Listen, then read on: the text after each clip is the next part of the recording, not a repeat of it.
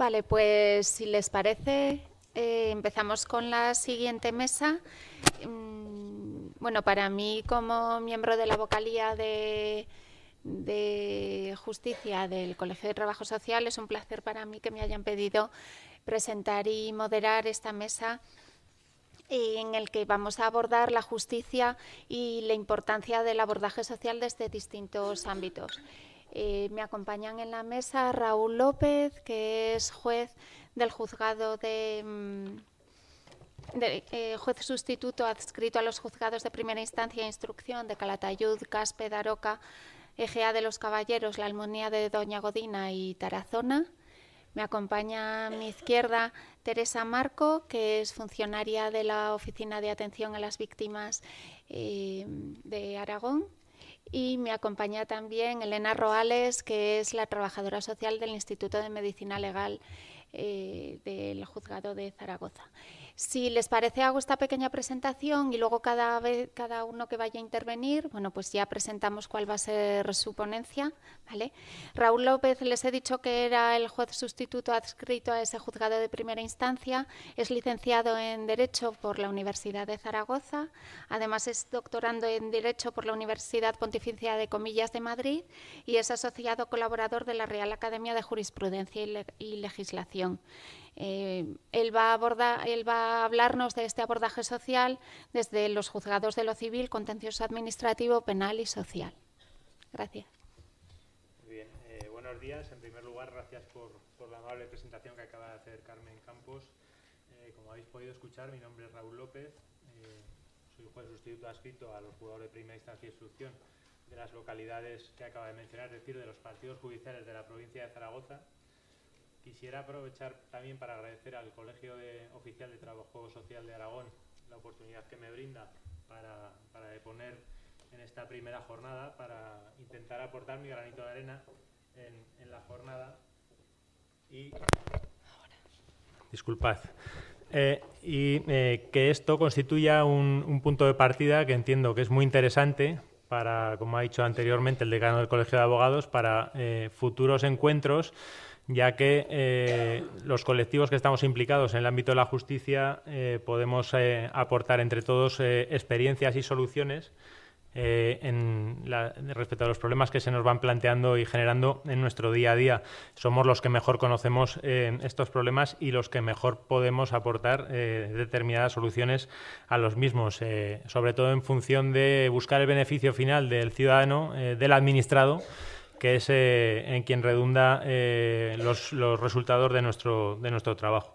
Más allá de aburriros con aspectos técnico-jurídicos que entiendo que conocemos en mayor o medida todos, voy a intentar hablar de la experiencia que yo pueda tener desde los ámbitos de civil y penal, primera instancia e instrucción, dejando al margen social y contencioso administrativo, ya que fundamentalmente por necesidad de tiempo no podemos entrar en ellos, y entrar, como os digo, en civil y en penal, fundamentalmente en cuestiones de derecho de familia, con independencia de que el juez Dolado esta tarde hará una exposición más detallada respecto a lo que es derecho de familia y, por supuesto, con la vasta experiencia que tiene, bastante más completa que la que pueda hacer yo.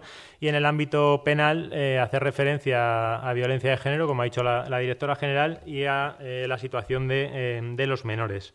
Entiendo que los aspectos prácticos es donde tenemos que hacer esta incidencia, como digo, fundamentalmente por no perdernos en farragosas cuestiones de articulados, etcétera.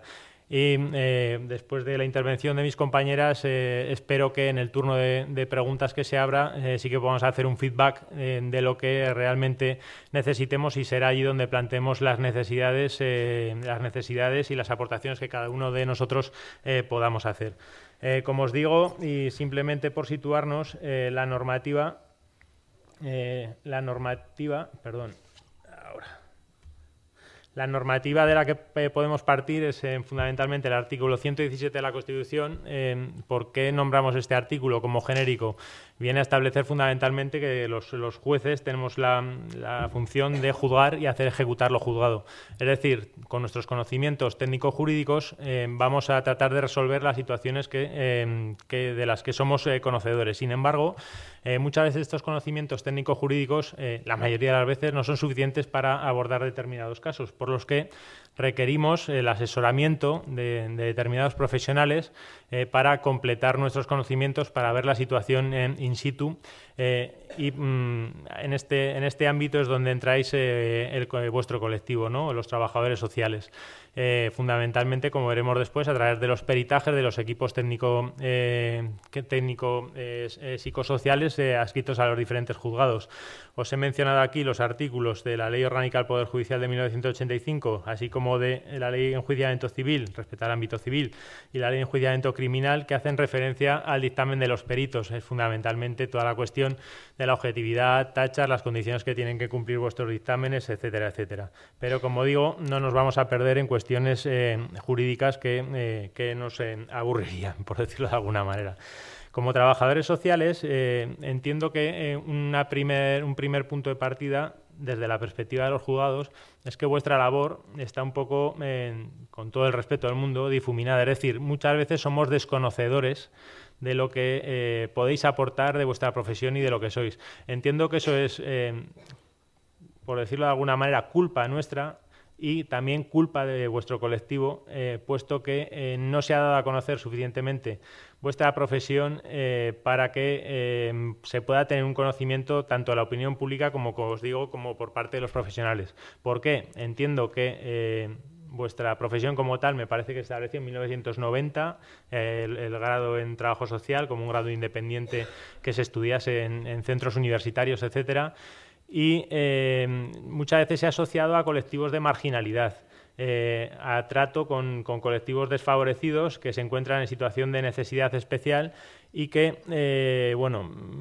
fundamentalmente esta es la percepción que se tiene. Sin embargo, cuando entras a trabajar en un juzgado y no solamente en la posición que pueda ocupar yo, sino también en todos los ámbitos profesionales que se encuentran los juzgados, desde el secretario judicial o letrado de la Administración de Justicia hasta los gestores procesales, tramitadores, etcétera. Entiendo que se desconoce muchas veces la situación no solamente del trabajador social, sino de los psicólogos. Muchas veces la dinámica es, como veremos a continuación en lo relativo al derecho de familia, o nos han solicitado un informe psicosocial, hay que mandarlo a Zaragoza y la siguiente palabra es se dilata el procedimiento. Pero no se tiene en cuenta lo que es la labor fundamental del trabajador social dentro del procedimiento y lo que puede aportar respecto a su resolución. Entiendo que como un servicio asociado al servicio público, puesto que en el momento en que entráis en el engranaje, en la dinámica de la Administración de Justicia, se os puede asimilar con este servicio público, se os pueden aplicar los principios de eficiencia, eficacia, calidad, equidad y responsabilidad. La responsabilidad vendría asociada a la rendición de cuentas. Como ha dicho Antonio Morán, la eficiencia y la eficacia muchas veces dependerán de cuestiones presupuestarias, de los recursos materiales humanos que se tengan. Es muy difícil trasladar lo que muchas veces hablamos en la teoría, las necesidades teóricas que se tienen, a lo que es después la práctica, fundamentalmente, porque te encuentras obstáculos presupuestarios, obstáculos de recursos. La dilatación de los procedimientos es importante, el proceso se hace lento y farragoso en el momento en que se intervienen profesionales externos a lo que es los propios profesionales de las oficinas judiciales y, como digo, muchas veces estamos atados por estas carencias presupuestarias. Desde el ámbito de la equidad me interesa resaltar que se puede definir de una manera genérica, con autores, como digo, como el que viene mencionado ahí, como Legrand, que sería de una manera genérica una cuestión distributiva, es decir, dar una igualdad de trato para iguales necesidades. Cuando una necesidad, ya sea en el ámbito civil, en el ámbito penal, respecto a un colectivo que está en situación de necesidad, entra en un juzgado, para su resolución se da fundamentalmente en aras de la seguridad jurídica que tenga una igualdad de trato, es decir, que pueda tener las mismas oportunidades de obtener una tutela judicial efectiva, al igual que cualquier otro colectivo, con independencia de que tenga medios o no para hacerlo. Y esos medios, lógicamente, los tiene que aportar la Administración de Justicia, en cuyo engranaje, como digo, entraríais vosotros. Respecto a la responsabilidad y la rendición de cuentas, entraríamos en cuestiones de transparencia Es decir, que vuestra labor vuestra labor y por ende la nuestra, esté bajo el escrutinio público, es decir, que se haga todo debida conforme a los principios debidos, conforme a vuestros códigos deontológicos y fundamentalmente iluminados por una cuestión fundamental de ética. Como digo, vamos a, sin entrar en cuestiones más detalladas, y dentro de la jurisdicción civil, me interesa destacar el ámbito de familia, que es un ámbito donde vuestra actuación entiendo que es muy relevante. Como digo, Ángel Dolado esta tarde va a hablar de este tema y lo hará con mayor profundidad que la que pueda hacer yo, y además entiendo que en familia ya sabéis que no solamente nos estamos refiriendo a crisis familiares de separación, nulidad o divorcio, como las que voy a hacer referencia yo, sino que también nos estamos refiriendo a cuestiones de tutelas, incapacidades, muchas otras cuestiones donde vuestro trabajo es fundamental. De una manera genérica, se ha puesto en valor vuestra aportación fundamentalmente por la cuestión de la custodia compartida. En Aragón ya sabéis que desde 2010 se estableció una ley que posteriormente se refundió en el texto refundido que dio lugar al Código de Derecho Foral de 2011, y ahí se menciona, al igual que se hace en el Código Civil, en el artículo 92, la asistencia, el asesoramiento a los jueces, sin mencionar directamente de una forma más detallada a los equipos psicosociales, pero sí que se hace referencia a ese asesoramiento externo que se ha estandarizado como equipos psicosociales que en el ámbito de familia están formados por estas dos personas, psicólogos y trabajadores sociales. Hemos escuchado a la directora general. La adscripción que tienen en Aragón estos equipos, entiendo que a todas luces nos parece a todos insuficiente.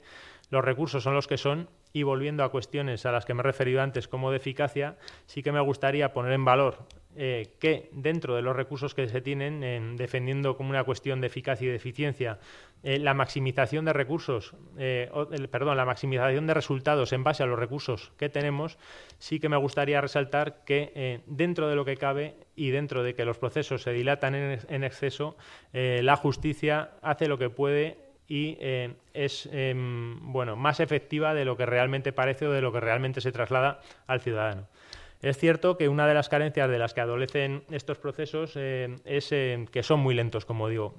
Ha dicho María Ángeles Gúlvez que en Huesca hay 12 meses de retraso. En Zaragoza el retraso es prácticamente similar, mes arriba, mes abajo. Sí que me ha sorprendido que se ponga en conocimiento, con 15 meses de retraso, una situación de estas características, puesto que por parte de los juzgados, en los informes periódicos que se emiten y que vienen tanto a la Dirección General de Justicia, como ya que las competencias están transferidas del 2008, como los que se elevan al Ministerio de Justicia, así como en las diferentes inspecciones que puede hacer el Consejo General del Poder Judicial de los juzgados, se ponen en valor estas carencias y se da un toque de atención, digamos, para ver si se pueden solventar de alguna manera. A todas luces, como digo, y en los partidos judiciales en los que yo trabajo, es decir, fuera de la capital, la situación se agrava, puesto que en el momento en que interviene un equipo psicosocial, la siguiente palabra es: esto hay que mandarlo a Zaragoza, como os he dicho, y por lo tanto se dilata el procedimiento.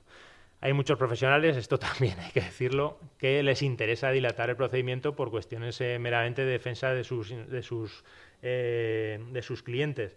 Es totalmente lícito, lo que pasa que yo entiendo que no se pone en valor lo que es fundamentalmente que hay implicados en la mayoría de los casos una serie de personas en situación de necesidad, como serían los menores. Aquí os supongo el principio del interés superior del menor, y que muchas veces este principio, este interés, se solapa o se deja en segundo plano en beneficio de otros intereses más espúreos. Ahí no me meto, pero entiendo que hay que decirlo porque esto es así. Muchas veces desde los juzgados rechazan la petición de informes psicosociales que claramente se hacen para dilatar estos procedimientos y fundamentalmente porque el procedimiento adquiera mayor rapidez. no se puede subsanar con la posibilidad de poner medidas provisionales en determinados procedimientos, puesto que lo que interesa a las partes es tener una resolución definitiva que ponga fin a la situación de crisis que se ha generado entre ellos, que ponga fin a esas carencias que se puedan adoptar respecto a su situación económica, patrimonial, respecto fundamentalmente de los hijos, incluso respecto a las relaciones entre ellos. Entiendo que después de una situación de crisis, lo principal, hay un estallido, hay un conflicto, pero posteriormente, y con la ayuda, entre otros, de profesionales como vosotros, la situación se va tranquilizando, se va apaciguando, y eso es lo que interesa a todas las partes, fundamentalmente, principalmente en beneficio de las propias partes y de los hijos. Como os digo, sois colaboradores de la Administración de Justicia. El juez tiene conocimientos jurídicos, pero no tiene unos conocimientos sociales. Para ello se debe ayudar de profesionales como los trabajadores sociales en este caso, que sí que sois conocedores de la inmediatez de la situación. Palpáis la situación de forma directa mediante vuestros informes cuando se os encargan este tipo de peritajes, y esta situación posteriormente se traslada al juzgado y el juez se fía de lo que vosotros podéis plasmar en vuestros informes. Por eso es tan importante que lo hagáis con total independencia, imparcialidad y sobre todo en función de la ética, que entiendo que en un 99,9 de los casos es así. Es cierto que posteriormente no solamente vuestra labor se queda en emitir ese informe y ya está, no sois meros descriptores de esa realidad, sino que esa labor se extiende a poder prestar posteriormente una ayuda familiar continuada, más allá de que se haya dictado una resolución y que el proceso acabe ahí. Entiendo que la situación no acaba ahí, porque la situación personal prosigue. Judicialmente se puede terminar en una determinada sentencia, en un determinado auto, pero la situación muchas veces de confrontación prosigue, y entiendo que es fundamental vuestra labor, aunque exceda de lo que es el equipo, de la que es la labor que se os encarga como equipo psicosocial. Volvemos a hablar de los medios y los recursos materiales humanos. Sé que no es fácil esto, que es muy sencillo hablar aquí y posteriormente llevarlo en la práctica. No es tan fácil, pero sin embargo ahí está, y entiendo que en muchos casos, sobre todo a nivel comarcal, en sitios pequeños, sí que se hace, puesto que las personas que se encuentran en esta situación, con estas carencias, sí que echan mano de vuestros servicios para poder proseguir este asesoramiento, esta labor de seguimiento y apoyo, incluso con la coordinación con los puntos de encuentro familiar aquí en Zaragoza. Respecto a la jurisdicción penal, entramos en el tema de la biogen, de la violencia de género. Aquí vuestra intervención es vital, fundamentalmente desde la ley de violencia que se dictó el 28 de diciembre de 2004, la ley orgánica de medidas integrales para la prevención de la violencia de género de 28 de diciembre de 2004. Aquí no se os denomina equipos psicosociales. Hay unas unidades de valoración forense integral de violencia de género que están conformadas por los profesionales que aquí os dispongo, médicos forenses, psicólogos y los trabajadores sociales. Una vez más, vuestra labor es fundamental. Lo único que aquí entiendo que no hay una definición, como posteriormente mencionaré en el tema de menores, una definición o una descripción respecto a las funciones del psicólogo y trabajador social.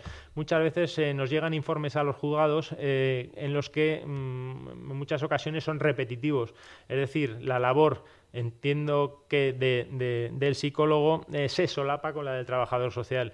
Yo creo que vuestra labor es más de definir el contexto social, las circunstancias, las redes que tiene alrededor esa persona o ese grupo de personas que necesitan de esa asistencia, redes formativas, contexto educativo, contexto familiar, y muchas veces el psicólogo viene a repetir, cuando te estás leyendo los informes me entiendes que son cosas que se han repetido, es decir, incluso entre estos equipos, dentro de los equipos que son multiprofesionales y que deberían estar en continua coordinación, como entiendo que sí que lo están en la mayoría de los casos, pero posteriormente, yo os hablo por la experiencia que tengo, sí que se repiten las conclusiones, se repiten los datos, las situaciones objetivas, y eso no facilita la labor de posteriormente dictar una resolución, porque, como os digo, sois vosotros los que tenéis conocimiento directo de esta situación y los que nos tenéis que trasladar la situación que habéis vivido para que el juzgador se pueda hacer una idea, con independencia de las aportaciones restantes de pruebas, etcétera, para poder dictar la resolución adecuada y que sea más acorde y ajustada al problema que se conoce. Los protocolos de asistencia a la víctima, varían en función de las comunidades autónomas. Entiendo que hay una estandarización, pero no hay una uniformidad respecto a todas las comunidades autónomas. Esto es un problema del que adolece el país. Las competencias están transferidas en la mayoría de las comunidades autónomas. Aquí ya no podríamos entrar porque excede nuestra capacidad, de nuestros conocimientos, y es un problema más político que jurídico-técnico, pero sí que se deberían hacer en aras a la protección de la víctima.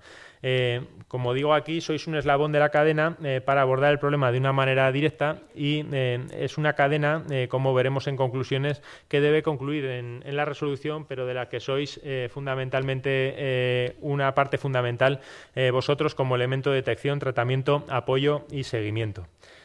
Dentro de la jurisdicción penal también abordamos el tema de menores. Aquí el equipo técnico psicosocial está conformado también por 3 personas: el psicólogo, el trabajador social y el educador social. Hay una labor fundamental reeducativa en estos casos, que entiendo que aquí es curioso porque, al igual que os he dicho, que muchas veces los informes psicológicos sí se solapan con lo que posteriormente podéis plasmar vosotros, sí que hay una nítida diferenciación entre los informes del trabajador social y del educador social. Aquí sí que están perfectamente definidas las funciones. Así se ha detectado desde la Ley Orgánica de Responsabilidad Penal del Menor, de la Ley 5/2000, de 12 de enero.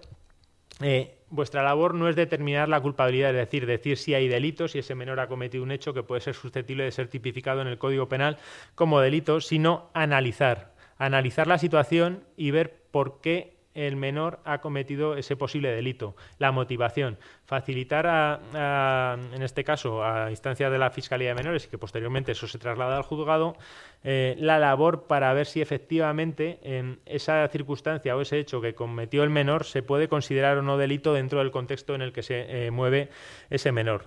Nuevamente hay un diagnóstico de la situación, al igual que anteriormente en la violencia de género y en el tema de familia. Y aquí no se valora solamente el contexto familiar, social, sino también lo que se debe reseñar las posibles medidas que se hayan adoptado anteriormente. Es decir, hay una serie de medidas que se pueden haber adoptado respecto de un menor, por ejemplo, porque sea reincidente, y no se trata de repetir los informes en base a los antecedentes anteriores, sino ver, en el caso de que haya reincidencia, por qué esa persona, en este caso ese menor, ha vuelto a delinquir o a cometer un posible hecho que pueda ser tipificado como delito. Vuestra labor aquí nuevamente es fundamental.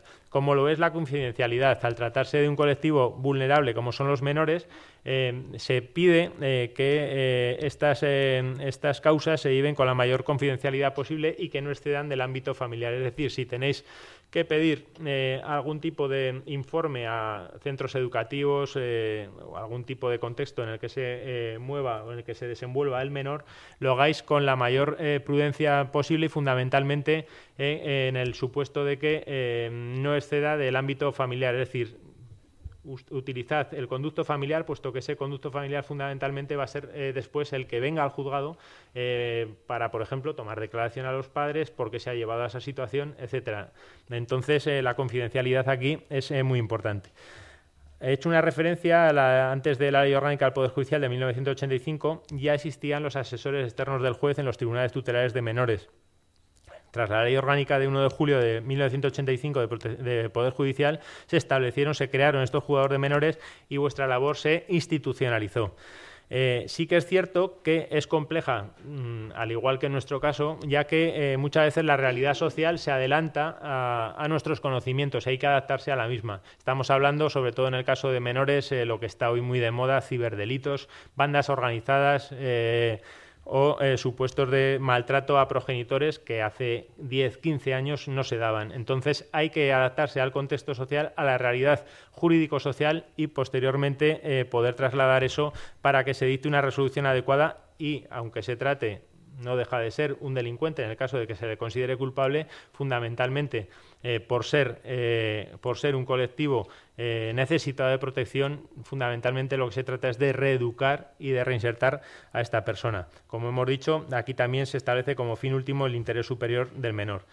Recomendaciones.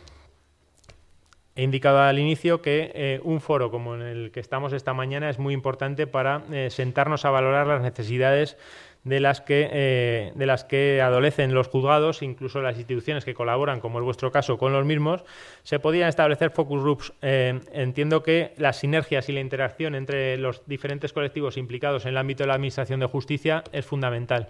¿Por qué? Aquí es cierto que los jueces muchas veces estamos en una especie de urna de cristal en la que parece que nadie nos puede molestar, nadie nos puede asesorar, nadie nos puede interferir en nuestras decisiones. Eso es así, la independencia judicial es fundamental.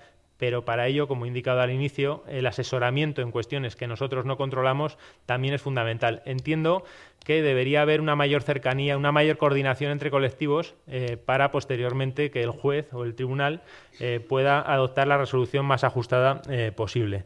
Esto es una pirámide en la que he puesto al juez en la cúspide, porque es así, porque es quien tiene la decisión última de esa resolución y, por tanto, la responsabilidad, pero en la base de la pirámide y conforme vayamos subiendo escalones de la misma, encontraríamos estos diferentes equipos de trabajo, tanto a nivel de trabajadores sociales, psicólogos, abogados, que puedan aportar diferentes situaciones y experiencias para que no se dicte una resolución que se vaya de lo que es la realidad concreta.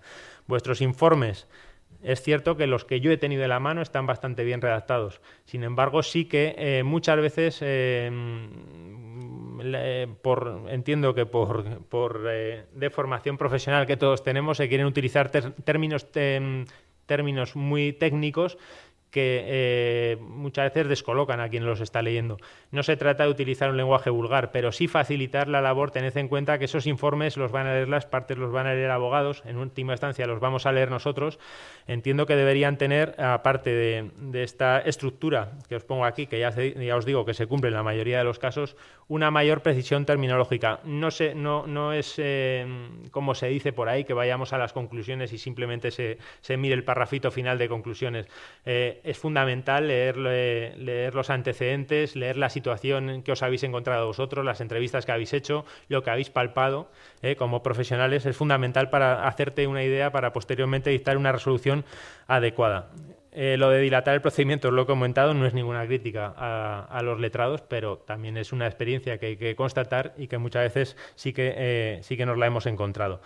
Mayor concreción laboral me referiría fundamentalmente a vuestra situación como profesionales. Hay una ley en el ámbito de familia que se está tramitando en el Parlamento que respecta a los equipos técnicos psicosociales, en concreto respecto a la labor de los trabajadores sociales, que entiendo que va a mejorar con mucho vuestra situación y va a clarificar la misma. Esperemos que no se quede como otras tantas en el tintero y que pueda seguir adelante.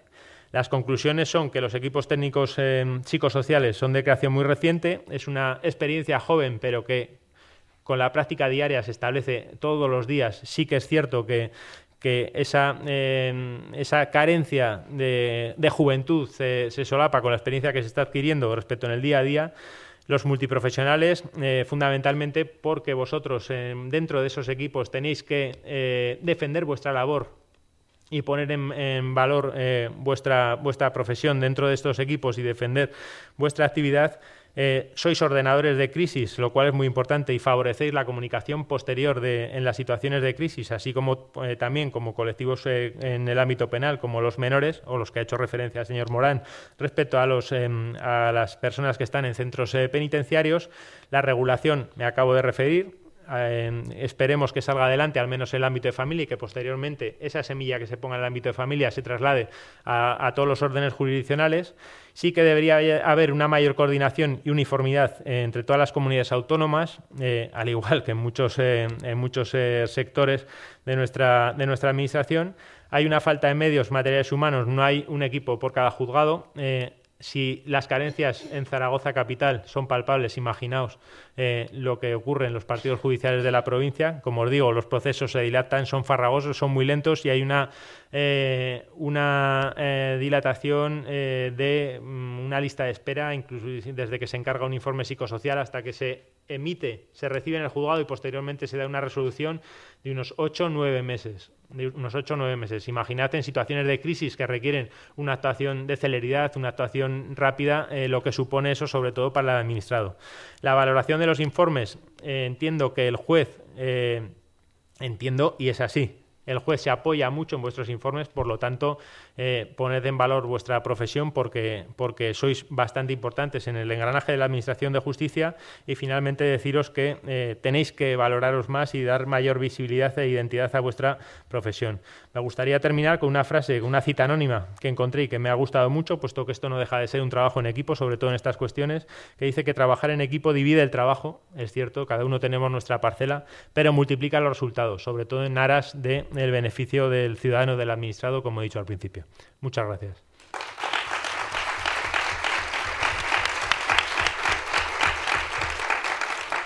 Muchas gracias, Raúl. Pasamos a la segunda ponente, Teresa Marco. Ella es funcionaria de la Oficina de Atención a las Víctimas de Aragón. Tiene la sede, sabéis que es un servicio gratuito que implantó el Ministerio de Justicia en las distintas comunidades autónomas, y no me voy a extender en qué es lo que hacen porque lo va a explicar ella, ¿vale? Simplemente, bueno, pues darle las gracias por haber acudido.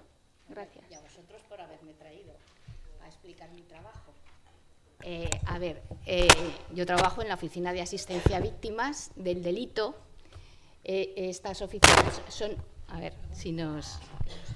estas oficinas se configuran como un equipo multidisciplinar para prestar asistencia a las víctimas en los ámbitos psicológico, jurídico y social. Aquí ya me voy a hacer un apartado, que sepáis que en el artículo 18 del reglamento que regula las oficinas venís vosotros como parte del personal que puede formar estas oficinas. Se habla de psicólogos, de funcionarios de justicia y de trabajadores sociales, pero no tengo ningún trabajador social en la oficina. Y eso que a diario yo continuamente hablo con trabajadores sociales de todos los sectores. Hablo con las de la Casa del Gatón, la trabajadora social de la Casa de la Mujer, con las trabajadoras sociales de los centros de salud, con las que están en centros sociolaborales, en fin, con los de equipo de menores, que, en fin, continuamente yo estoy me pongo en contacto con ellos porque ellos me derivan a muchas víctimas. Bueno, pero ¿qué consideramos como víctimas? Víctimas, porque claro, la gente ve el cartel en la puerta y dice víctimas, pues entra, pero víctimas, para prestar, se consideran toda persona física que haya sufrido un daño o perjuicio en su propia persona o en su patrimonio, especialmente lesiones físicas y psíquicas, y claro, como consecuencia de haber sufrido un delito. Vosotros veis lo que han puesto aquí en el cartel, hay una balanza, y está equilibrada. Pues que sepáis que las víctimas han sido, que yo considero que esa balanza está bastante desequilibrada, porque las víctimas han sido las grandes olvidadas del proceso. Se les ha dejado aparte. El que tiene más garantías y que todo, si hay en caso de duda, siempre se resuelve a favor del reo, eso es así. La víctima siempre ha quedado en un segundo plano, un poco apartada, y nadie se ha hecho cargo de ella. Bueno, así he explicado. Pero claro, entonces por eso el Estatuto de la Víctima, que es del año 2015, recoge todos los derechos que tienen las víctimas. Pero para que veáis el desnivel que tenía la balanza, que han tenido que sacar el Estatuto de la Víctima, todo, que es una transposición de las directivas europeas. Pues como he dicho, pues, luego en cuanto al delito, son los delitos cometidos en España o que puedan ser perseguidos en España. Y tanto por nacionales y por personas que sean nacionales o no nacionales y que tengan residencia o no en España. Se les presta servicio, los servicios de la oficina, aunque no tengan residencia. Esto es un dato también para vosotros, porque sabéis que en muchos servicios municipales y tal se pide el certificado de empadronamiento. ¿Qué sucede? Pues que cuando vosotros que estáis trabajando en esos servicios, sabéis que en esta oficina se presta, si es víctima de un delito, se le presta esos servicios. Servicio de asistencia psicológica, derivación a otros servicios, o buscarles fundaciones que se dedican, pues que tampoco piden tener la residencia. Esto yo creo que para vosotros es un dato muy importante. Bueno, ¿qué funciones o qué objetivos tiene la Oficina de Asistencia a la Víctima? pues tratar de restaurar a la persona, a la víctima del delito, a la situación en que se encontraba antes de haberlo padecido. Esto es muy difícil. Se trata de minimizar esos efectos que ha tenido el delito en la persona. Y luego también evitar también la victimización secundaria, tratar de paliarla, porque claro, una persona que es víctima del delito, aparte de los daños que ha sufrido, imaginaros unas lesiones, una agresión sexual, aparte de haber sido víctima de todo eso y de estar pasando lo que está pasando, se tiene que enfrentar a ir a la comisaría a contar lo que ha pasado. Después, según qué casos, pues al hospital o al médico forense, en fin, tiene que ir continuamente, yo le llamo la romería institucional, ir contando todo eso. Pues se trata a través de las oficinas de tratar de ayudar a la gente y tratar de minimizar esos efectos o ayudarlas en todo lo que sea posible. Entonces, lo primordial, lo que se tiene en cuenta es la víctima se pone en contacto con nosotros, bien sea de forma presencial o de forma telefónica, porque muchas veces llaman al 016, que sabéis que es un teléfono solamente para víctimas de violencia de género, pero la gente se lo ha aprendido y ahí llama todo el mundo. Entonces, desde el 016, desde este teléfono de emergencias, les dan el teléfono de la oficina y nos llaman a nosotros. Nos llaman sobre todo casos de violencia doméstica, de padres a hijos o de, en fin. Y les tratamos ya de darla un poco de orientar, os he dicho, bueno, las víctimas, el Estatuto de la Víctima habla de víctimas en general, cualquier persona que ya os he dicho que haya sufrido un delito. Pero nos dice que hay que prestar especial atención a víctimas vulnerables. ¿Qué consideramos víctimas vulnerables? A los menores y discapacitados. Aquí en discapacitados no dice más que discapacitados, puede ser discapacitado físico, discapacitado psíquico o discapacidad intelectual. Porque estas personas, los menores y los discapacitados, pues muchas veces su relato resulta poco creíble. Entonces hay que apoyar desde la oficina, si entras en contacto con estas víctimas, y hacer unos informes de valoración de la persona que después se remiten a la Fiscalía o al juzgado que lleve el asunto, porque pueden ayudar a la hora de prestar declaración para saber cómo se le tiene que tomar declaración. En el caso de menores, por ejemplo, es muy importante, porque además el Estatuto de la Víctima dice que se les llame a presencia judicial las menos veces posibles, incluso lo del médico forense igual, que las menos veces posibles tenga que ir esa persona allí a que sea reconocido o que se le tome declaración las menos veces posibles. Pues en el caso de la exploración de menores, de tomarles declaración, sería fundamental porque que existiesen unas salas especiales, que incluso en el Estatuto habla de ellas, donde el menor se sienta bien, que no son unas salas, dobles salas les llaman, acristaladas, donde el menor está con una persona de su confianza o un profesional que le hace las preguntas que le han hecho previamente el juez o el abogado de la otra parte, y se las pregunta y les hace las preguntas de una forma clara y sencilla, según el lenguaje que utiliza este menor, adecuado a su edad. Eso es muy importante y de momento no se está haciendo. Porque eso es lo que es muy importante, porque se le considera una prueba preconstituida para que luego el menor no tenga que ir a juicio a declarar, que se les pueda poner ya en el juicio esa grabación, y que además esa grabación serviría también a la hora de la valoración psicológica del menor, porque la ve el forense y podría ayudarle bastante a la hora de elaborar el informe. Bueno, hay otros delitos. También el Estatuto de la Víctima nos dice también, aparte de la vulnerabilidad de las personas, que tenemos que atender a una serie de delitos que se consideran importantes. Por ejemplo, los delitos de terrorismo, que sepáis que hay una oficina especial de víctimas en la Audiencia Nacional. Luego los delitos de trata de seres humanos, delitos de violencia doméstica, delitos contra la libertad sexual, delitos de violencia sobre la mujer, y luego todos los delitos de odio. delitos que se cometen por razones por pertenecer a una etnia, a una religión, a una raza. Todos estos delitos se consideran que hay que prestarles también especial atención desde las oficinas. Y luego otro apartado es los delitos especialmente graves, unas lesiones importantes que han sido, en fin, graves. Porque las oficinas existen desde el año 95, anteriormente había una ley que se llamaba Ley de Ayudas para Víctimas de delitos violentos y contra la libertad sexual. Ahora, con el Estatuto de la Víctima, se ha ampliado las víctimas, el colectivo de víctimas es mucho más amplio, cualquier persona que haya sufrido un delito. En cuanto a la victimización primaria y la secundaria, la victimización primaria se trata de hacer una valoración de la víctima que viene a la oficina.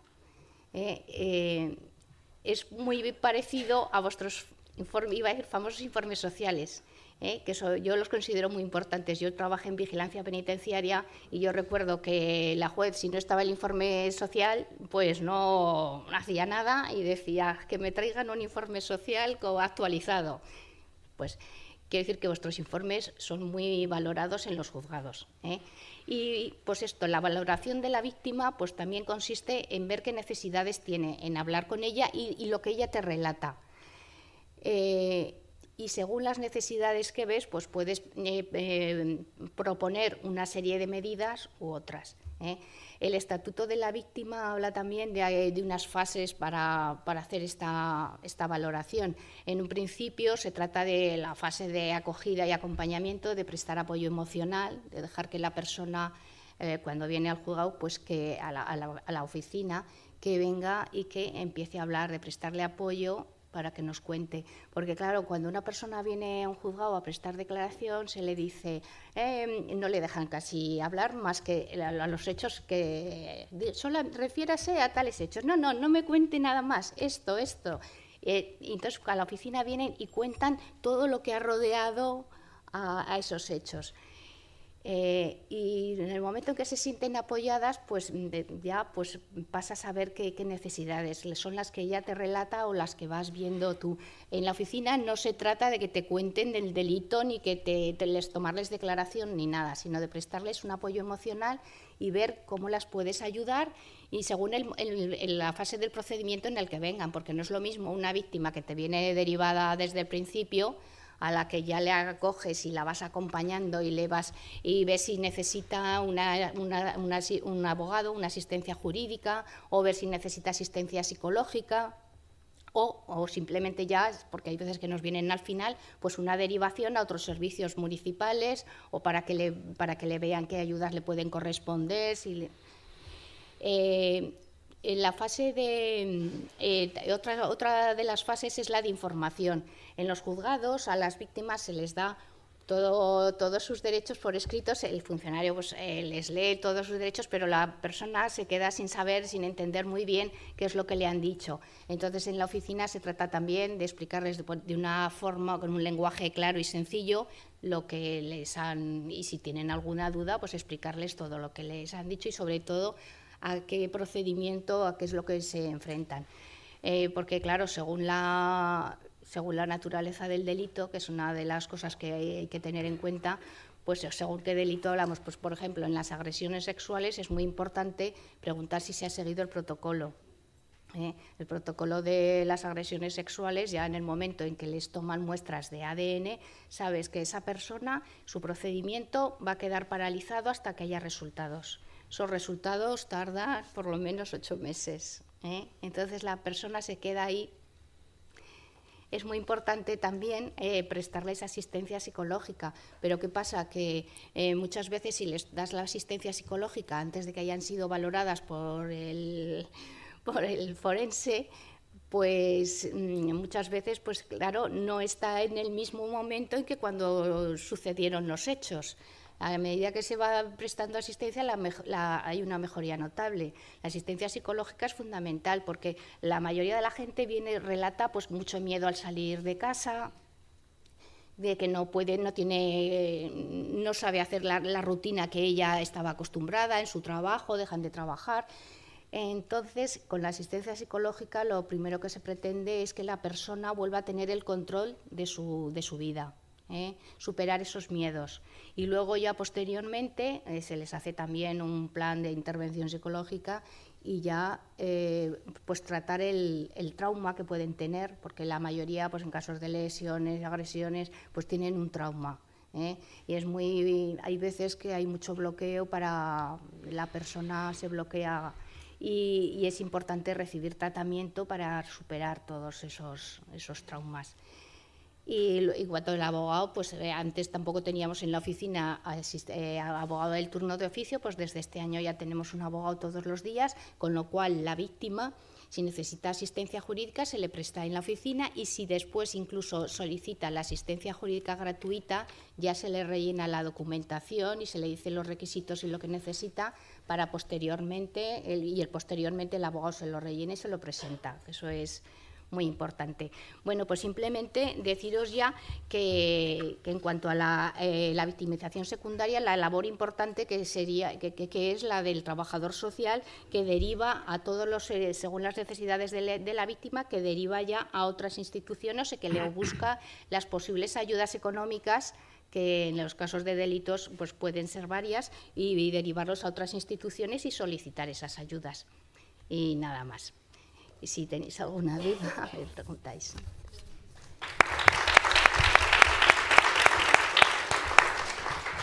Muchas gracias, Teresa. Si os parece, dejamos al final todas las preguntas para que nos dé tiempo a escuchar a los tres, y así tenemos ocasión también del espacio de Elena Roales. Elena Roales es trabajadora social, es funcionaria de carrera en el Instituto Médico Legal de Aragón. Ella trabaja en el ámbito forense desde 2001, y me gustaría hacer una cita que ella misma nos ha facilitado, que dice que en este campo de las ciencias forenses abrimos campo de trabajo con las intervenciones que hacemos desde el ámbito forense. Es un campo aún desconocido y al que aún le quedan nuevos retos. Bueno, pues nos gustaría que Elena durante este ratito nos contase cuáles son esos nuevos retos que podemos abordar desde el trabajo social. He olvidado, Elena, además de trabajar en el IMLA, en el Instituto Médico Legal de Aragón, trabaja además como profesora en la Facultad de Trabajo Social de la Universidad de Zaragoza. Bueno, gracias. Sí, nada. Buenos días. Voy a intentar un poco ser breve y hacer un repaso del trabajo que hacemos para que lo conozcáis.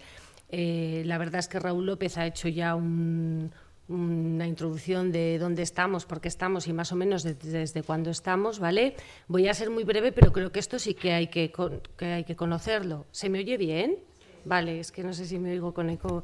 Bueno, entonces, vamos a ver. Es cierto que nosotros, lo primero que hay que saber es que todavía éramos Ministerio de Justicia, que ahora estamos transferidos aquí en Aragón en concreto desde el 2008 a la Comunidad Autónoma en materia de justicia, y al todo el personal se nos transfirió junto con los medios técnicos y humanos, ¿vale?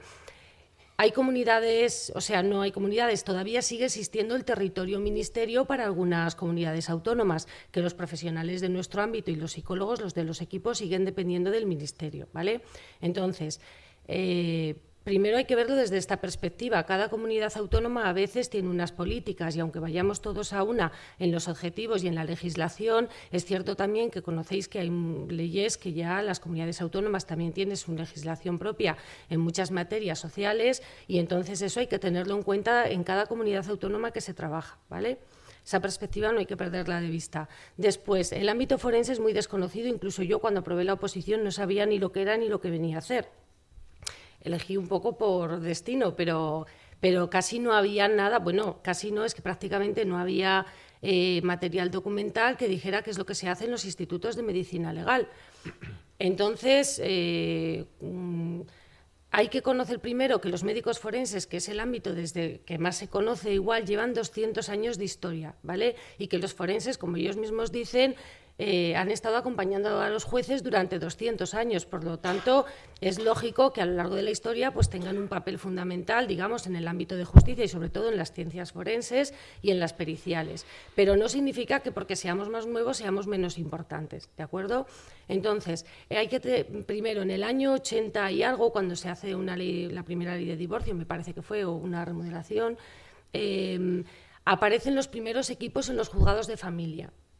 Esos equipos tenían un poco la misión que eran, es verdad que siempre hemos estado unidos a los psicólogos, ¿vale? Se llama equipos psicosociales, psicólogo y trabajador social, aunque como vamos a ver muy rápido, en los equipos de menores existe también la figura del educador, como recoge la ley. Entonces hay que tener en cuenta que el trabajador social en justicia aparece principalmente en 4 ámbitos, ¿vale? Estamos en los juzgados de familia, que llevamos asuntos de civil y exclusivamente en temas donde haya menores, temas de separaciones y divorcios, pero donde haya menores, para establecer sobre todo las guardas y custodias y los regímenes de visita, ¿de acuerdo?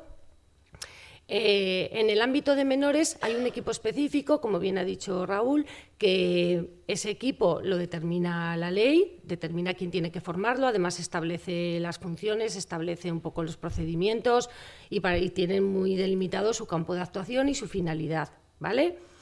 Y trabajan también desde el año 80 y pico, me parece, casi los 90, ¿vale? Porque en la ley del 96 es la primera que se hace, digamos, de responsabilidad del menor, entonces a partir de ahí se instauran ya en todos los juzgados de menores de España.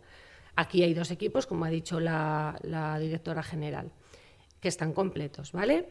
Y después está el ámbito de los juzgados de vigilancia penitenciaria, que en Aragón no hay. Hay en otras comunidades autónomas que sí que sigue habiendo trabajador social.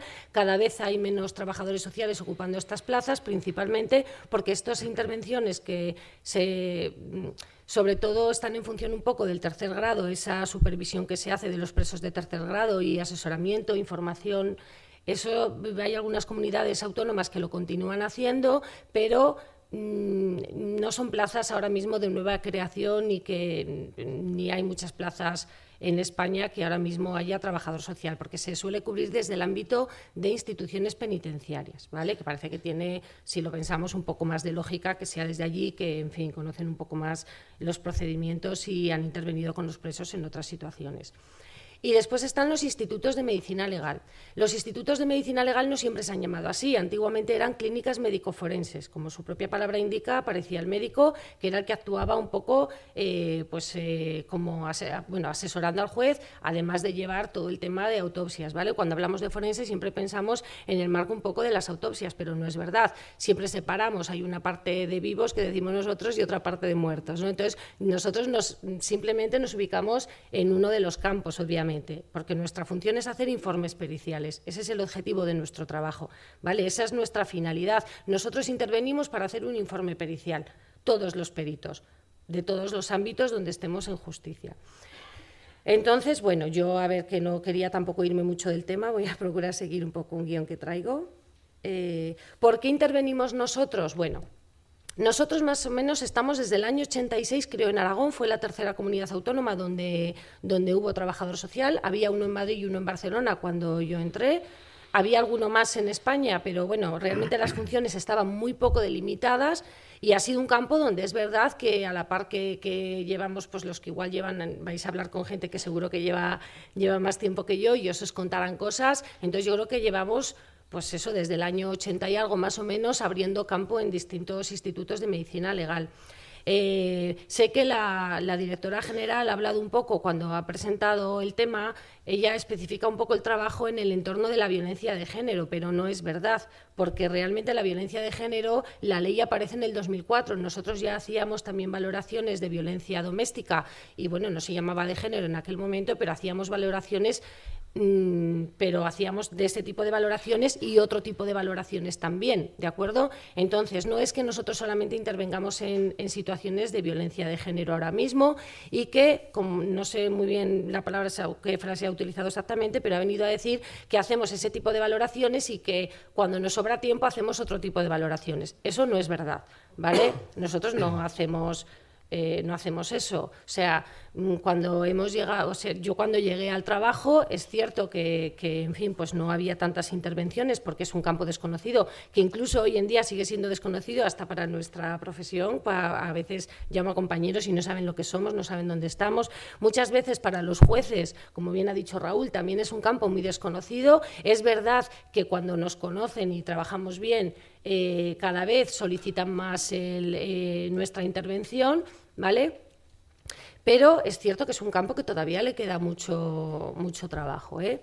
Entonces, bueno, nosotros intervenimos, somos equipo, hay un psicólogo con el que formo un equipo y hay otro equipo también en Zaragoza que se crea, digamos, un poco aprovechando la ley que hay de violencia de género. Cuando entra en vigor la ley, entonces se ve que hay un volumen de trabajo, responde a unas necesidades políticas, no nos olvidemos en aquel momento, porque el volumen de trabajo seguía siendo el mismo, y en aquel momento estábamos solamente un equipo en la clínica forense para toda la provincia, ¿vale? Para todo Aragón, para toda la comunidad autónoma. En aquel momento, como se preveía que iba a crecer el volumen de trabajo, se contratan 3 equipos más con la finalidad, además, de que trabajen en violencia de género, porque con esa finalidad se podía contratar gente en la administración en aquel momento y entonces se crean 3 equipos. Esos 3 equipos dependen todos del Instituto de Medicina Legal y Ciencias Forenses porque es un organismo que tiene capacidad, digamos, o bueno, que es de ámbito autonómico, ¿vale?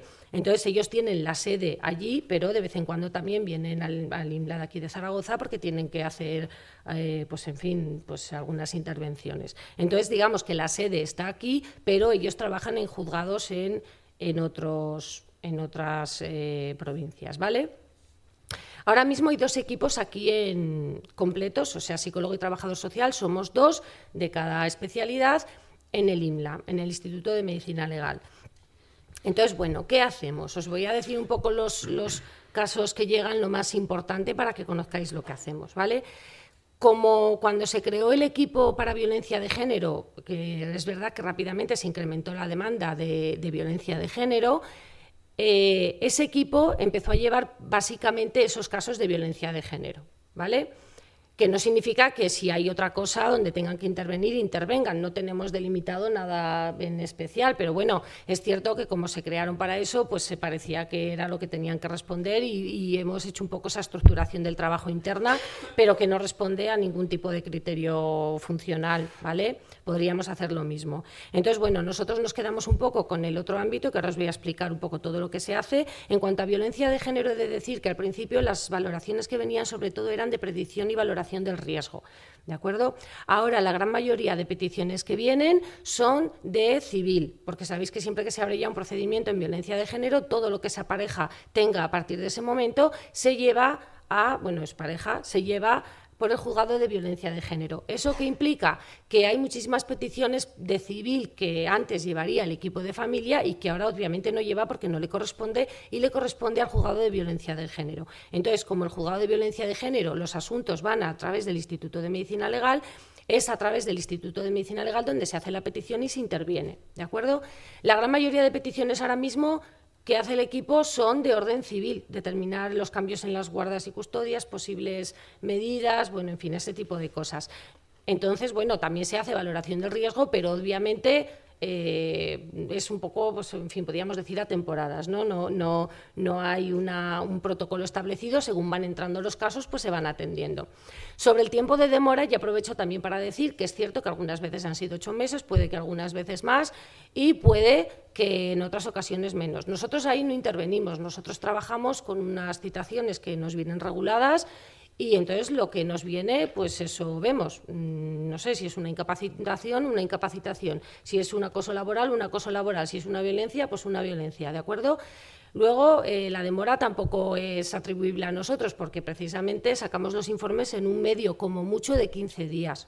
Generalmente damos 10 días para el informe a las partes para decirles que puede estar en el juzgado a los 10 días de haberlos visto. Es cierto que en nuestras intervenciones, sobre todo, hay muchas veces que objetivar datos con servicios externos, que eso nos puede llevar un poco más. Y luego es fundamental también en los casos de abusos sexuales a menores, que nosotros es ahora, ya lo veréis, donde más trabajamos, el protocolo de credibilidad exige que haya una diferencia entre las valoraciones de al menos 10-15 días. Entonces, ese tiempo también tiene que estar contrastado un poco bueno, el protocolo tiene que hacerse según se marca, ¿vale? Entonces, bueno, si hubiera más medios, obviamente saldrían más informes. Eso solo hay que sumar. En fin. Sobre el tipo de periciales que hacemos.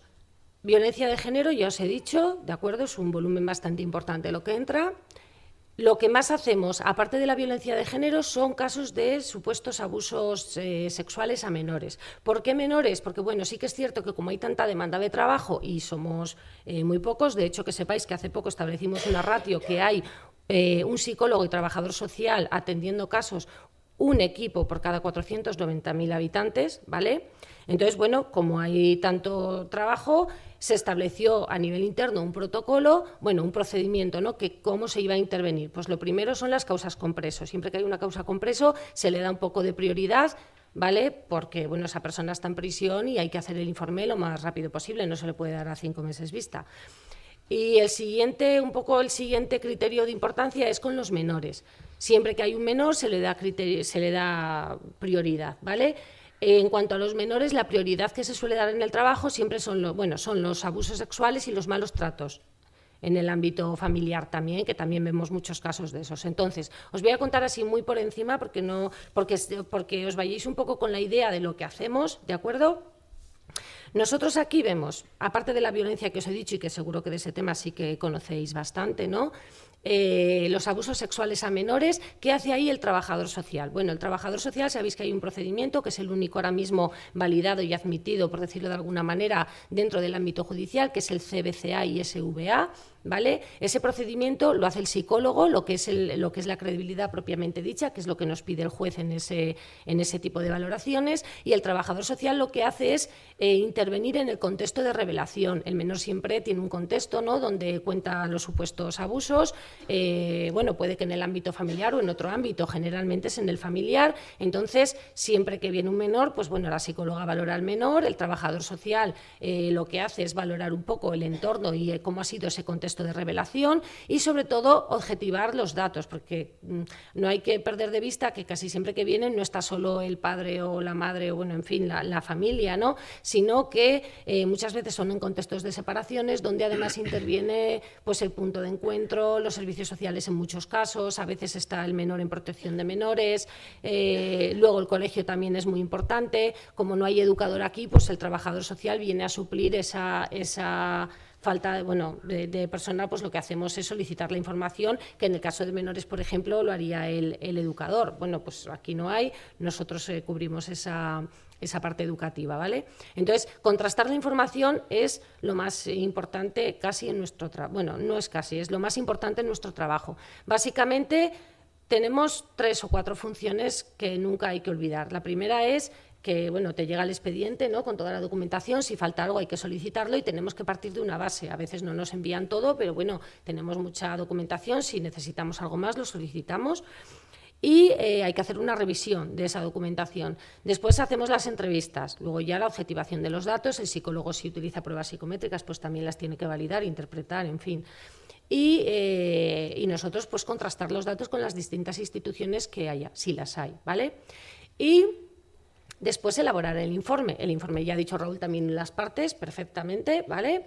Nunca hay que olvidar en nuestro caso cuál es el objeto de la pericial. Yo sí que querría contrastar o de hacer hincapié en una cosa. Nuestro trabajo a mí me costó un poco aprenderlo porque yo venía con la mentalidad asistencial, que parece que es nuestra vocación, ¿no?, y que parece que todo lo que hacemos viene un poco con tiene esa finalidad, pero bueno, aquí hay que dejarla de lado porque aquí la función que tenemos no es asistencial, es pericial, y entonces la perspectiva con la que hay que ver muchas veces los casos es diferente. ¿De acuerdo? Nuestra intervención también es puntual, nosotros no hacemos seguimiento, puede que a veces orientemos alguna medida o, bueno, no nos compete a nosotros porque en el fondo nosotros asesoramos a su señoría, pero luego él es el que toma la medida y dice lo que tiene que ser, pero aunque parezca que no, ellos sí que se fían de nuestro criterio muchas veces y, hombre, y todo lo que le digas le sirve. Entonces, si en ocasiones valoramos que sería necesario la intervención de algún servicio específico, pues orientamos en ese sentido también para que lo tengan en cuenta a la hora de establecer la medida, ¿de acuerdo? Y, bueno, otro tipo de asuntos. El informe pericial sí que tengo que decir también, que no se me olvide, que no es vinculante. A nosotros nos lo pide siempre del juzgado, siempre. Es cierto que cuando llegué, pues fijaros cómo han cambiado las cosas, que hace 15 años, bueno, un poco más, pero muchas veces los forenses, no hay que olvidar que el forense siempre es el que tiene el contacto, el primer contacto que hay con la persona que va a venir a la valoración, ya lo ha tenido el forense. Si no es en el juzgado de guardia, es en una vista preliminar, pero casi siempre ya lo han tenido ellos, ¿vale? Entonces, muchas veces ellos aquí, la verdad es que trabajamos muy bien en equipo, y aquí hay muchos forenses que en fin, que son muy profesionales. Yo tengo suerte de estar en un sitio donde se nos valora mucho a los trabajadores sociales, también a los psicólogos, la verdad. Y bueno, solo puedo decir que en muchas ocasiones allí pues hablamos mucho. Oye, pues he visto este caso, ¿qué os parece? ¿Y cuándo lo podemos dar? ¿Y qué os parece si tal? Pues esto no me ha quedado muy claro. Claro, todo esto con la intervención después del juez, ¿vale? Si al juez, siempre el médico forense hace una comparecencia, le dice al juez que cree necesaria la intervención de otros profesionales. Y bueno, no conozco casos donde digan que no, ¿vale? Generalmente les parece bien. Nosotros intervenimos tanto en el ámbito judicial como, lo que os digo, pues a veces situaciones internas que se hace una primera valoración y se entiende que deberíamos de intervenir alguno de los miembros del equipo, pues se solicita al juez y también se interviene, ¿vale? Aunque suele venir todo por parte del juzgado, bueno. Sobre otras cuestiones un poco que trabajamos, ya os he dicho que lo principal ahora, esto no ha sido siempre así, pero en este momento, igual de los últimos 2 o 3 años, los abusos sexuales a menores y los malos tratos en el ámbito familiar a menores son los casos un poco que más vienen. Ahora, ¿qué hacemos mucho también? Secuelas, valoración de secuelas. ¿Vale? ¿Qué hace el trabajador social en los casos de secuelas? Bueno, pues sabéis que hay, como bien ha dicho antes Teresa, una situación previa y una situación posterior a un suceso, ¿vale? Entonces, en ese tipo de cuestiones lo que hacemos muchas veces es valorar, en nuestro caso, cómo estaba antes esa persona en algunas capacidades de autonomía o actividades de la vida diaria y cómo está ahora, ¿no? O en su ámbito social. ¿Qué es lo que ha podido cambiar? Ahí también hacemos bastantes intervenciones, sobre todo secuelas, no solo por acoso laboral o agresiones sexuales, también secuelas en el ámbito, ahora mismo sabéis que ha cambiado accidentes de circulación, que posiblemente los trabajadores sociales a medio plazo tengan también cabida en esa nueva valoración, ¿no? Con los indicadores que hay de la situación social por calidad de vida, ¿no? Perjuicio moral por la pérdida de calidad de vida en una persona que ha sufrido un accidente. Y entonces, bueno, lo que hacemos un poco en ese sentido es valorar en el daño corporal, lo hacen los compañeros y nosotros hacemos el ámbito social. También se hacen valoraciones de ese tipo, ¿vale? Y luego,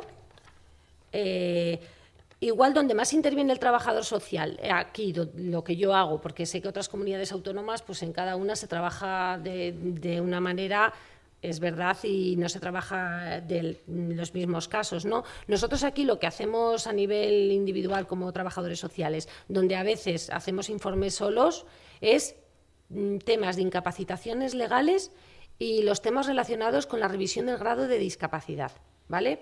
Y también algún caso de dependencia. Desde que se aprobó la ley de dependencia también ha llegado algún caso donde, como sabéis, aquí el trabajador social es uno de los valoradores que hacen la intervención. Y entonces, bueno, como lo más parejo que hay en el IMLAS es el trabajador social, pues entonces se piden específicamente, ¿vale? El grado de discapacidad, hay unos factores sociales también en el decreto del 99, en caso de que sea necesario también se hace esa parte, y el baremo de asistencia de tercera persona también en caso de que sea necesario. Y después los temas de incapacitaciones, que desde mi punto de vista creo que es un campo donde igual el ámbito social también podría crecer, porque realmente la situación de una persona en un procedimiento de incapacitación también es de vulnerabilidad. Entonces, en esos casos solemos intervenir, un poco desde mi experiencia, solemos intervenir siempre cuando hay dos polos opuestos. O una persona que no tiene absolutamente ningún informe social porque nunca no tiene referencias de servicios sociales ni de ninguna institución y es una persona muy marginal, o al revés, o una persona con un alto poder adquisitivo y en una situación que nunca ha requerido tampoco intervenciones desde organismos públicos, pero que hay mucha conflictividad familiar a la hora de solicitar la tutela. Entonces, en ese tipo de casos es cuando nos piden intervención, porque si no, los jueces ya utilizan los informes que hacen los trabajadores sociales en el ámbito de servicios sociales, ¿vale? Que también los tienen en cuenta. Y bueno, sobre los, ya para terminar, último minuto, igual aquí cuando hablaba de nuevos retos, bueno, sabéis, porque lo ha dicho también la directora general, que, bueno, ella no dijo cuándo, pero en el 2015 hay una orden, una ley orgánica, más bien, que lo que dice es que se podrá adscribir a los equipos de menores y a la familia y a los del instituto, dependiendo del Instituto de Medicina Legal y Ciencias Forenses, ¿vale? Parece ser que eso es lo que tienen en mente establecer, se ha hecho en algunas comunidades autónomas o se está haciendo. Yo sobre esto, pues es que no tengo nada que decir, porque entiendo que hay que crecer y que en fin, pues que depender de un sitio técnico y estar, si es para que nos den importancia a los técnicos, pues perfecto. No comparto la idea, por ejemplo, también de lo que se ha dicho sobre que es un trabajo que podría hacer cualquiera. Bueno, no ha dicho básicamente, no lo ha dicho así, pero viene a decir que las empresas públicas que se contrata ahora a los profesionales de trabajo social podrían hacer este trabajo, de hecho se las está contratando, ¿vale? Y que cualquier profesional puede, claro, pues dentro de su categoría hacerse cargo de todo, ¿no? Que por eso pues somos multidisciplinares y podríamos intervenir igual desde cualquier ámbito. Bueno, comparto que efectivamente hay que crecer, hay que saber de todo y si no hay que ponerse al día. Sin embargo, lo que es cierto es que cuando sí que es una especialidad y como tal habría que reconocerla, Raúl ha apuntado que es verdad en el Congreso, uno de los congresos en el 2012 de diputados, se estableció que se propuso ya en el 2012 que se iba a especializar la figura, de hecho no hablaban del trabajador social en aquellas, yo desconozco si después ha habido algo más, pero se hablaba del psicólogo. Lo que pasa que es cierto que hacían por extensión, ¿no? Equiparaban igual a otros técnicos que se entiende que podríamos estar ahí. Y bueno, no hay que olvidar que sí que es algo muy especializado porque, de hecho, cuando el Ministerio de Justicia solicitaba personal técnico para este tipo de plazas, la oposición era una oposición específica para justicia, ¿de acuerdo? Si hubiéramos valido todos para todo, si no hubiera sido una cosa específica, lo que se tendría que, si ellos no le hubieran dado esa importancia como un tema específico, pues habrían sacado las mismas oposiciones que sacaban para los técnicos de otros departamentos u otros órganos ministeriales, ¿de acuerdo? Pero sí que se exigía una cualificación especial, ¿vale? Entonces, bueno, eso que, en fin, que siempre hay que tener la cualificación, entendemos, para ocupar este puesto y que obviamente cualquiera que empecemos a trabajar nos tenemos que perfeccionar, pero que es un trabajo que requiere, una vez que estás dentro, por eso vosotros que estáis haciendo cursos de peritaje, que es imprescindible, ¿vale? Y yo creo que ya está.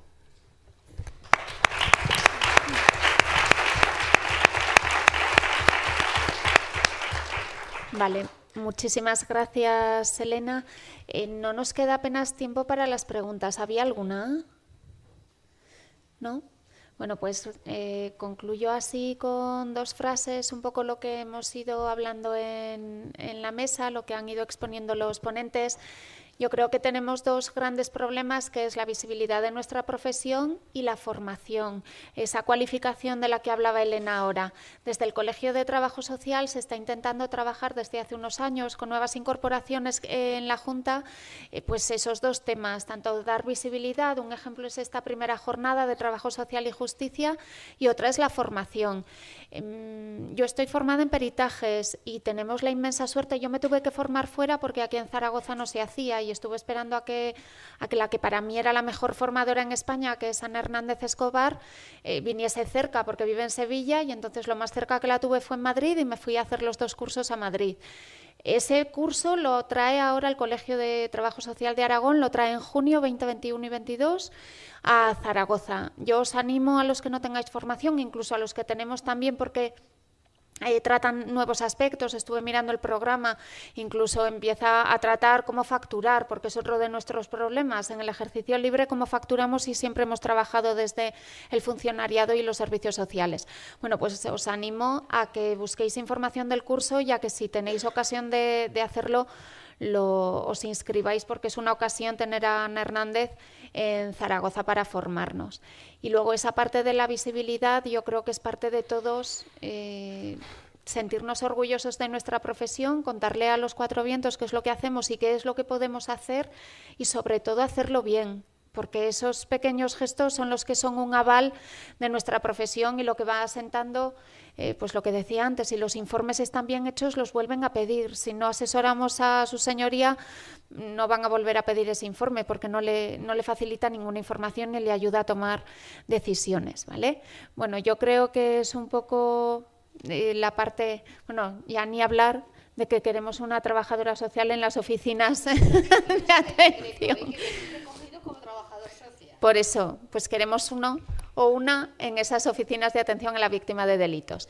Muchísimas gracias. Tenemos ahora una pausa café y volvemos a vernos a las 11:30. Muchas gracias, Raúl, Teresa y Elena. Un aplauso.